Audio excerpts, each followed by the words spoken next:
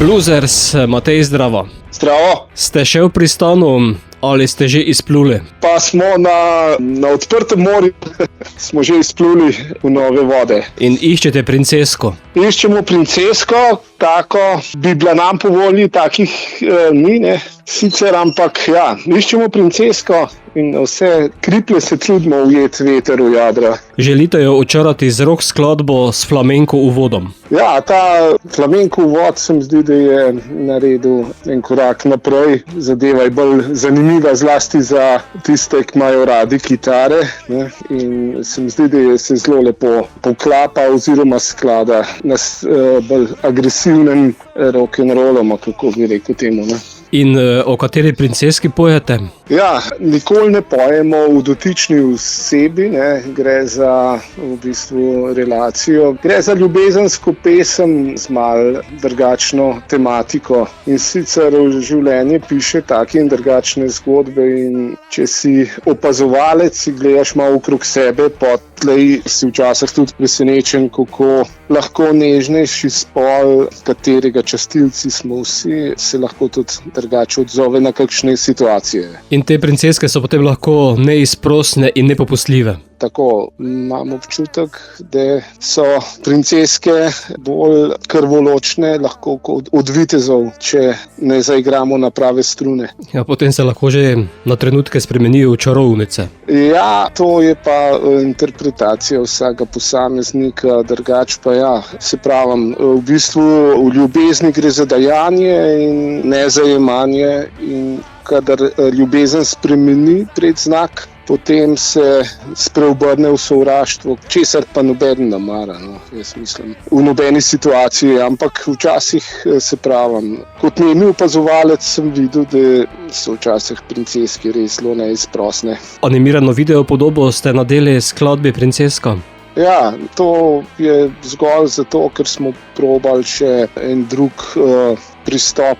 Začeli smo Zate bom blues, je klasičen rock'n'roll video, potlej smo šli vse za denar bolj igrano, Pristanje, spet cinema, smo rekli, bomo pa probali še animacijo in mislim, da je kar dobro uspela. Tale gospodična oziroma gospa, ki je to delala, je kar ujela bistvo komada in se mi zdi, da je super, no. Nam je všeč, tako bom rekel. Pesem pa bo del tudi albuma, ki prihaja 25. maja letos. Tako, za dan mladosti smo se odločili, da izdamo vinilko oziroma album. Edini nosilec zvoka bo vinilen, ostalo bo na teh pretočnih vsebinah.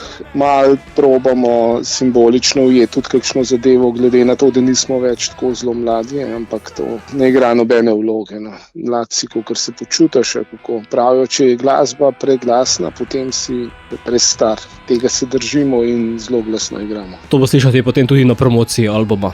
Seveda, bo glasno, ampak ubrano. Mislim, da imamo eno tako svojo energijo, ki se pritiče pravim rockerjem. Naša naravnanost je tudi uporniška, čeprav smo zelo prijazni, pa ne maramo agresije, pa teh stvari, ki nam otežujejo življenje, pač rock'n'roll pa zahteva svojo energijo, svoj outfit in tega se držimo. To je v bistvu skupna točka, ki nas skrb drži, ker smo in po letih in tako smo si sila različni, tukaj smo se pa najdeli in gojimo ta košček sveta oziroma majhen otoček, na katerem lahko funkcioniramo neizprosno in tako, kot nam je všeč.